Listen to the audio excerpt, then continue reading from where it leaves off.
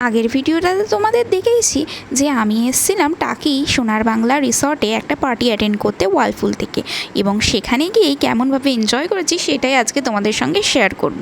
তো প্রথমেই দেখলেই তো পাচ্ছ যে এত আলো চোখে পড়ছে, চোখ আমার পুরো ঝাঁঝিয়ে যাচ্ছিলো লাল সবুজ আলোতে। তারপরেই এলো আমাদের কমপ্লিমেন্টারি ট্রি এবং তার সাথে স্টার্টারে প্রচুর ধরনের আইটেম ছিল, আর আমার তো স্টার্টার খেয়েই পেট ভর্তি হয়ে গেছে। তারপরে শুরু হলো তন্ময় কর অ্যান্ড ফ্রেন্ডসের একটা দারুণ পারফরমেন্স।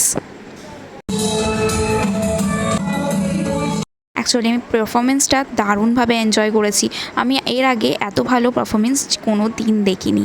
আর তারপরে চলে গেছিলাম আমাদের মেন কোর্সে তো প্রচুর আইটেম ছিল, মাছ, মাটন, তার সঙ্গে রাইস, নুডলস, অসাধারণ টেস্ট ছিল প্রত্যেকটার।